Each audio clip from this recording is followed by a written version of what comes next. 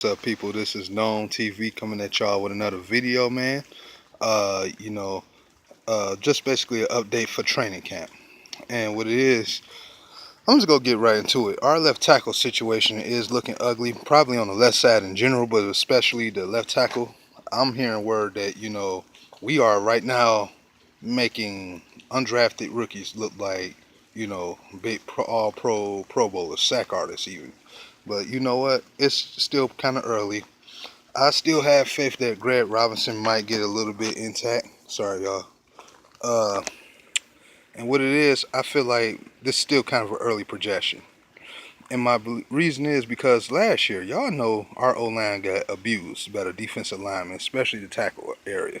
And to a certain degree, you can say really our O-line has a slightly in their own way, a slightly better year than the defensive line did last year. In the defense entirely. So, if y'all hear any noise, I'm sorry. It's kind of raining. I'm in an area where a lot of trees at. Hopefully, I don't get too wet up right here. But yeah, it's starting to rain, kind of pouring down a little bit heavy. But I'm in the back area, so it's all good. But anyway, back to what I was saying.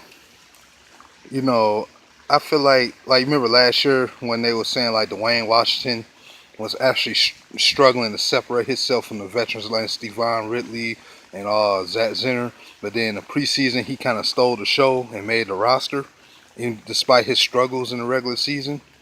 But and that's my point. You can't always go specifically off training camp. I know that sounds a little bit weird, but you have to at least wait to the second or third game of preseason before you make crucial judgments. And my reason is because it's not for always what it's foreseen. So I feel like the same thing with our O-line. For all we know, our O-line could be the stronger side of the ball legitimately this year.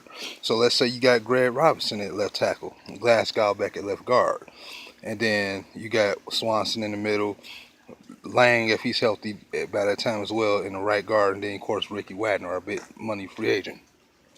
I feel like as long as Lang, Glasgow, and Greg Robinson can be at least average overall, if we can probably do much better having Swanson and Ricky Wagner, especially if these two players can make our line or play as a above average kind of play. We'll still be ultimately better than we were last year, especially if you add a better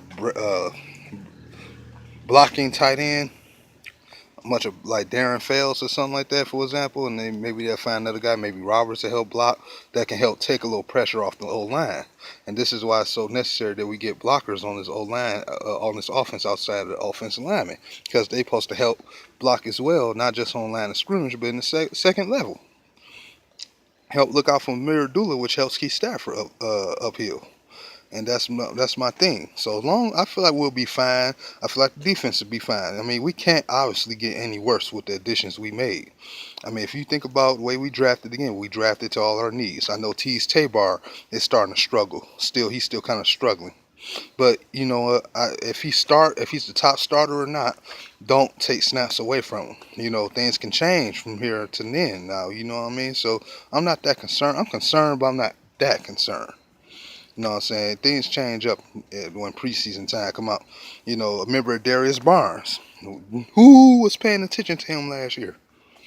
Absolutely nobody. You didn't know nothing about Darius Barnes till you realized he won the final spot on the 53-man squad.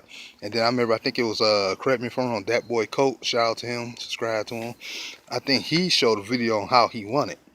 And it's because he was on his coverages on the outside, and he was breaking up passes, he was tackling on precision, and it's not all. And you was hearing about Darren Walls and Leanne Wells, even though he was hurt in the middle part of the work, the joint practices with the Steelers.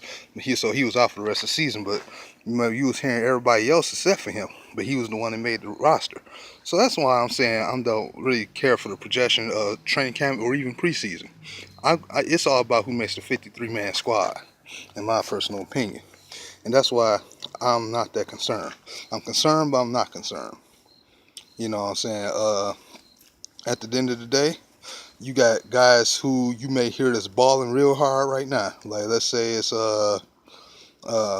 Jared Abbrederis, and then when it comes preseason games, he probably don't catch one down pass or something like that. And Jace Billingsley is the winner, because or Ryan Spandola might come back out of nowhere and make us a claim for the roster spot. You know what I mean? I feel like the Lions will be all right. I feel like they'll be fine. I'm not about to panic about something that's still only in its 8th day or something like that in training camp. Not about to cry about it. Not about to be too concerned. Still got a long way to go. And honestly, again, like I said in my old videos, I hope it takes a long time for these guys to develop. I mean, as far as the timing, the season comes as slow as possible. Not too slow, but slow, because I want these guys to develop.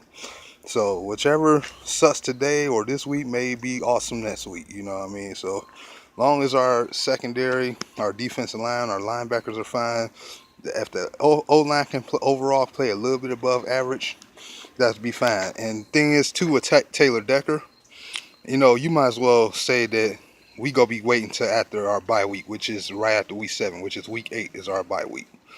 Unfortunately, they gave us an early one, but it is what it is. So even when he comes back like week 8, you might not. I mean week 9. I'm sorry. When they all come back, he might not. He might get played a little bit between game 9 and 10. So maybe by game 11, he might take his full role as the starter, because he's young. You still gotta let him kind of get his work back in with the Saints, especially if we moving pretty good by then on the O-line. So you don't want to throw him out sync. If you were learning from the Pistons, that was a similar situation with Reggie Jackson. Once he came back, I think they overrushed him to the field, and that kind of took the sync out of the team. So I think the same thing goes with football.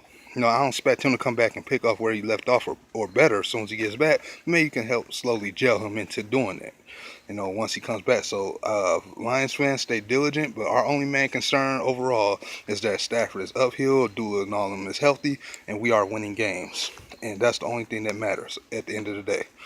And speaking of winning games, I'd like to give a shout out to Anquan Boldin, who just signed with the Buffalo Bills.